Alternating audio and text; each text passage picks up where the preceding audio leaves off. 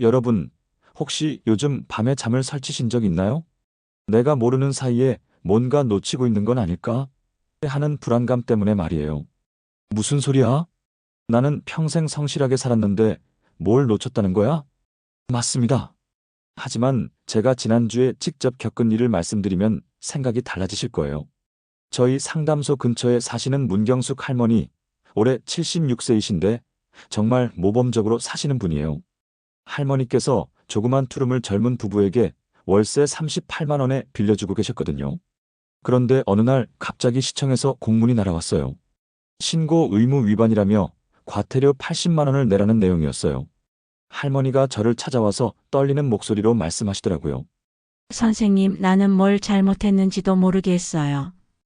평생 이런 일 없었는데 이 나이에 벌금까지. 이 말씀을 들으시고 어떤 생각이 드세요? 우리는 다를 거야라고 안심하고 계신가요? 저는 박영수라고 하고 20년 동안 부동산 컨설팅 일을 해왔어요. 최근 5년간은 특히 어르신들의 주거 문제 해결에 집중하고 있고요. 그런데 요즘 정말 마음이 아파요. 왜냐하면 매일같이 문경숙 할머니 같은 분들이 저를 찾아오시거든요. 선생님, 우리도 뭔가 해야 한다던데 사실인가요? 우리 같은 사람도 해당되나요? 벌써 늦었으면 어떻게 하죠? 이런 질문들을 받으면서 깨달았어요. 이건 개별적인 문제가 아니라는 걸요. 지금 이 순간에도 수많은 어르신들이 자신도 모르는 사이에 위험에 노출되어 있다는 거죠. 더 심각한 건 여러분이 우리 집은 괜찮을 거야라고 믿고 있는 바로 그 집이 사실은 위험할 수 있다는 거예요. 왜냐하면 기준이 생각보다 낮거든요. 혹시 이런 상황에 계신가요? 누군가에게 집을 빌려주고 계신가요? 전세나 월세로 어디서 살고 계신가요? 자녀분 독립할 때 집 구하는 걸 도와주신 적 있나요? 손자, 손녀 대학 갈 때 보증금을 대주신 적 있나요? 한 가지라도 해당되신다면 오늘 이야기를 꼭 들어보세요. 정말 중요한 이야기예요. 사실 이런 규정이 새로 생긴 건 아니에요. 몇 년 전부터 있었던 제도인데 지금까지는 준비 기간이었어요. 마치 새로운 교통신호등이 설치됐을 때 처음에는 개도만 하고 단속은 안 하는 것처럼요. 그런데 이제 그 준비 기간이 끝났어요. 올해부터는 정말로 단속에 들어갔거든요. 그럼 이제 우리는 어떻게 해야 하죠? 다행히 해결 방법이 있어요. 그리고 생각만큼 복잡하지도 않아요. 제가 지금까지 600분 넘는 어르신들을 도와드렸는데 해결 못하신 분이 단 한 분도 없었거든요. 하지만 중요한 조건이 있어요. 정확히 알고 빨리 움직여야 한다는 거예요. 그래서 오늘 꼭 알려드리고 싶은 네 가지가 있어요. 첫째, 우리 상황이 해당되는지 쉽게 판단하는 법. 둘째, 해당된다면 구체적으로 어떻게 해야 하는지. 셋째, 이미 시간이 지났다면 어떻게 대처해야 하는지. 넷째, 이걸 제대로 하면 얻게 되는 놀라운 이익들. 복잡한 법률 용어나 어려운 절차는 없어요. 우리 주변 실제 이야기 중심으로 쉽게 설명드릴게요. 제가 왜 이렇게 절실하게 말씀드리는지 아세요? 지난달에 정말 충격적인 일을 봤거든요. 상담소 근처에 사시는 김영란 할머니는 전세금 9천만 원을 내고 사시는데 이런 신고를 해야 한다는 걸 몰랐어요.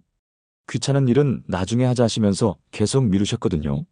몇 달 뒤 집주인이 갑작스런 사업 실패로 빚을 못 갚게 됐고 그 집이 경매로 넘어갔어요. 안타깝게도 할머니는 법적 보호를 받지 못해서 9천만 원 중에서 2,500만 원밖에 돌려받지 못하셨어요. 할머니가 제게 와서 울면서 말씀하시더라고요. 선생님, 내가 평생 모은 돈 6,500만 원이 한순간에 사라졌어요. 간단한 절차 하나만 밟았으면 됐는데 왜 그때 게을렀을까요? 이런 일이 여러분에게도 언제든 일어날 수 있어요. 아니, 지금 이 순간에도 위험이 다가오고 있을지 몰라요. 하지만 반대의 경우도 있어요. 상담소를 통해 미리 준비하신 정재호 할아버지는 비슷한 상황에서 전액을 다 돌려받으셨어요. 제때 신고를 해서 법적 보호를 받았거든요. 할아버지가 저에게 말씀하시더라고요. 박 선생님 덕분에 미리 준비했더니 정말 다행이었어요. 20분 투자로 제 전 재산을 지켰네요. 여러분도 정재호 할아버지처럼 될 수 있어요. 김영란 할머니처럼 후회할 필요 없어요. 그런데 가장 위험한 생각이 뭔지 아세요? 우리 동네는 시골이니까 상관없을 거야. 우리 집은 작으니까 해당 안 될 거야 라는 아니란 생각이에요. 실제로 저한테 오신 분들 중 95% 이상이 처음에는 우리는 해당 안 될 거예요 라고 하셨거든요. 그런데 확인해 보니까 대부분 해당되시더라고요. 기준이 예상보다 낮아요. 보증금 6천만 원, 월세 30만 원만 넘어도 대상이거든요. 요즘 집값으로는 작은 원룸도 이 기준을 넘는 경우가 많아요. 지역 범위도 생각보다 넓어요. 서울, 경기는 당연하고 부산, 대구, 광주, 대전은 물론이고 이름에 시가 붙은 곳은 거의 다 포함돼요. 자, 그럼 이제 가장 궁금해하실 부분부터 확인해 보죠. 우리 상황이 정말 해당되는 걸까요? 그 전에 한 분의 경험담을 더 들려드릴게요. 이 이야기를 들으시면 왜 제가 이렇게 꼼꼼히 설명드리는지 이해하실 거예요. 상담소에 오신 조현미 할머니 이야기예요. 73세이신 할머니는 딸이 대학원 진학한다고 해서 학교 근처에 작은 원룸을 구해주셨어요. 보증금 4,500만 원에 월세 33만 원이었거든요. 할머니가 처음에 저한테 이렇게 말씀하시더라고요. 선생님, 우리는 지방에 살고 보증금도 많지 않고 게다가 딸 이름으로 계약했으니까 나는 관계없겠죠? 여러분도 혹시 이런 식으로 생각하고 계신가요? 그런데 확인해보니 할머니도 신고 대상이었어요. 월세가 33만 원이라서 30만 원 기준을 넘었거든요. 그리고 실제 돈을 낸 분이 할머니라면 할머니도 신고 의무가 있을 수 있어요. 다행히 할머니는 미리 알아서 문제없이 처리하셨어요. 하지만 만약 몰랐다면 어떻게 됐을까요? 이제 여러분 상황을 직접 확인해 보세요. 메모지 하나 준비하시거나 머릿속으로 따라해 보세요. 첫 번째 확인 사항 금액이 기준을 넘나요? 전세금이나 보증금이 6천만 원 넘나요? 월세가 30만 원 넘나요? 둘 중 하나라도 예라면 표시해 두세요. 두 번째 확인 사항 지역이 해당되나요? 서울, 경기, 인천에 있나요? 부산, 대구, 광주, 대전 등 광역시에 있나요? 주소에 땡땡시라고 써 있나요? 하나라도 맞으면 표시해 두세요. 세 번째 확인 사항 건물 종류가 맞나요? 아파트, 빌라, 단독주택인가요? 오피스텔인가요? 고시원, 원룸텔 같은 곳인가요? 해당되면 표시해 두세요. 표시가 3개 다 있으시면 반드시 신고하셔야 해요.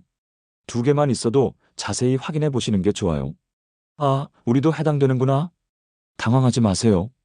요즘 대부분의 집이 해당돼요. 그리고 해결 방법도 간단해요. 혹시 복잡하고 어려울 것 같은데?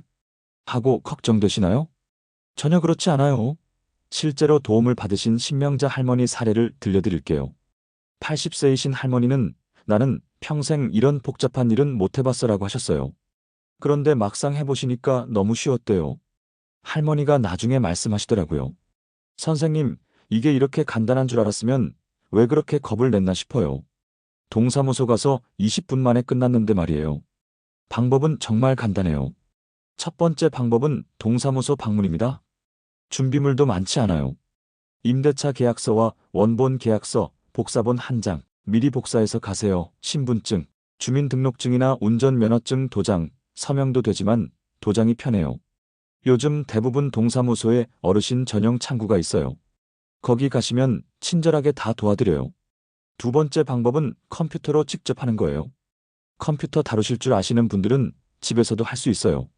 인터넷에서 부동산 거래 신고 시스템 검색하시면 돼요.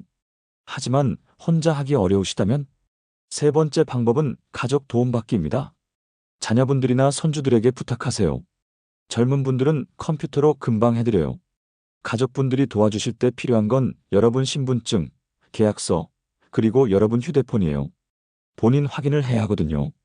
이제 정말 중요한 시기 이야기를 해드릴게요. 계약일로부터 30일 안에 하셔야 해요. 이 기간을 놓치면 과태료가 나올 수 있거든요. 아, 우리는 벌써 30일이 훨씬 지났는데 어떻게 하죠? 포기하지 마세요. 늦었어도 하시는 게 안 하는 것보다 훨씬 나아요. 늦게 신고하면 벌금이 나올 수는 있지만 최소한 신고는 했다는 기록이 남아요. 이게 나중에 문제가 생겼을 때 여러분을 보호해줘요. 상담소에 오신 임순덕 할머니는 계약한 지 3개월 만에 알고 신고하셨는데 벌금은 좀 나왔지만 그래도 마음이 편해졌어요. 이제 떳떳하게 살 수 있겠어요 하시더라고요. 그런데 여기서 정말 놀라운 소식을 하나 더 전해드릴게요. 이 신고를 하면 여러분에게 엄청난 이익이 생겨요. 지금부터 말씀드릴 내용은 정말 기분 좋은 소식이에요. 이 간단한 신고 하나로 여러분이 얻게 되는 혜택들이 정말 대단하거든요. 첫 번째 놀라운 혜택은 자동 보험 같은 효과입니다. 신고를 하시면 확정일자라는 게 자동으로 생겨요.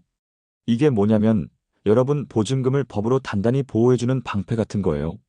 실제 사례를 들려드릴게요. 우리 동네 안정옥 할머니는 신고 덕분에 큰 위기를 넘기셨어요. 집주인이 갑자기 사업에 실패해서 집이 경매로 넘어갔는데 다른 세입자들은 보증금을 제대로 못 받았지만 할머니만 전액 다 받으셨어요. 할머니가 저한테 말씀하시더라고요. 박 선생님, 그때 신고 안 했으면 내 평생 저축이 다 날아갈 뻔했어요. 정말 감사해요. 두 번째 혜택은 월세 폭등 방지예요. 신고를 하시면 집주인이 마음대로 월세를 올릴 수 없어요.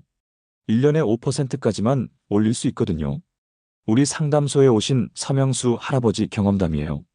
집주인이 갑자기 월세를 12만 원이나 올리겠다고 했는데 할아버지가 저는 신고를 해뒀으니 법정 한도 내에서만 올려주세요라고 하니까 집주인이 어쩔 수 없이 법정 한도 내에서만 올렸어요. 할아버지가 웃으며 말씀하시더라고요. 신고 하나로 매달 9만 원씩 아끼게 됐어. 1년이면 108만 원이야. 이거 큰돈이지. 하. 세 번째 혜택은 내 집처럼 안전하게 살 수 있다는 거예요. 집주인이 갑자기 나가라고 해도 여러분은 저는 계속 살겠습니다라고 당당히 말할 수 있는 권리가 생겨요. 네 번째 혜택은 정부 혜택 받기 쉬워진다는 거예요. 각종 주거 지원, 대출 혜택을 받을 때 신고 기록이 있으면 훨씬 유리해요. 이제 앞으로 주의하실 점들을 알려드릴게요. 한 번 신고했다고 끝이 아니에요. 이런 때는 다시 신고하셔야 해요. 계약 기간이 끝나고 연장할 때, 월세나 보증금이 바뀔 때, 집주인이나 세입자가 바뀔 때, 실용적인 팁을 드릴게요. 계약 만료일을 달력에 큰 글씨로 써두시고 그 한 달 전에도 표시해 두세요. 미리 준비하는 게 최고예요. 집주인이 신고하지 말라고 하면 어떡하죠? 가끔 그런 집주인들이 있어요. 세금 더 내기 싫어서 그러는 거죠. 하지만 당당하세요. 여러분은 집주인 동의 없이도 혼자 신고할 수 있어요. 이건 여러분의 정당한 권리예요. 상담소에 오신 양순자 할머니도 처음에는 집주인 눈치를 보셨어요. 그런데 제가 할머니, 이건 할머니 권리예요. 당당히 하세요라고 말씀드리니까 용기를 내셨어요. 나중에 할머니가 말씀하시더라고요. 선생님 말대로 당당히 했더니 집주인도 별말 안 하더라고요. 괜히 주눅 들었네요. 절대 하시면 안 되는 것도 있어요. 보증금이나 월세를 실제보다 적게 거짓으로 신고하시면 안 돼요. 나중에 더 큰 문제가 될 수 있거든요. 자주 받는 질문들 답변해 드릴게요. 벌금이 얼마나 나와요? 그 상황에 따라 다른데 아예 안 한 경우 최대 100만 원, 늦게 한 경우 보통 20만 원에서 40만 원 정도예요. 하지만 처음부터 최대 금액이 나오는 건 아니고 보통 먼저 안내문이 와요. 이미 살고 있는 집도 해야 하나요? 이미 계약 중인 집은 다음 갱신할 때 하시면 돼요. 올해 6월 이후 계약했는데 아직 안 했다면 서둘러 하세요. 혼자 사는 할머니도 할 수 있나요? 당연히 할 수 있어요. 동사무소 가시면 직원들이 처음부터 끝까지 다 도와드려요. 여러분, 오늘 이야기 어떠셨나요? 처음에는 또 귀찮은 일이 생겼네라고 생각하셨을 수도 있어요. 하지만 지금은 어떠세요? 이거 생각보다 간단하네. 나도 충분히 할 수 있겠는 거리라는 생각이 드시지 않나요? 맞아요. 정말 어렵지 않아요. 그리고 이 작은 신고 하나가 여러분의 소중한 재산을 든든하게 지켜줄 거예요. 제가 20년 동안 어르신들과 함께 일하면서 느낀 건 어르신들이 생각하시는 것보다 훨씬 빠르게 배우시고 잘 해내신다는 거예요. 처음에는 나는 안 되라고 하시던 분들도 막상 해보시면 이런 게 뭐가 어렵다는 거야 라고 말씀하세요. 여러분도 마찬가지예요. 충분히 잘하실 수 있어요. 그리고 모르는 게 있으면 부끄러워하지 마시고 언제든 물어보세요. 동사무소 직원분들, 동네 공인중개사, 각종 상담센터 등 어디든 친절하게 알려드릴 거예요. 마지막으로 간곡히 부탁드릴게요. 이런 소중한 정보는 혼자만 알고 계시지 마시고 주변 분들에게도 꼭 알려주세요. 옆집 어르신, 경로당 친구분들, 자주 만나시는 이웃분들에게 이런 좋은 제도가 있다더라. 우리도 한번 알아보자라고 말씀해 주세요. 좋은 정보는 함께 나눌 때 더 큰 힘이 되거든요. 여러분 한 분 한 분이 우리 동네의 소중한 정보 전달자가 되어주세요. 오늘 이 시간이 여러분의 평온하고 안전한 생활에 조금이라도 보탬이 되었으면 정말 기쁠 것 같아요. 여러분이 오랜 세월 정성껏 모으신 그 소중한 재산, 순식간에 위험해져서는 안 되잖아요. 조금만 관심 가지시면 마음 편히 생활하실 수 있어요.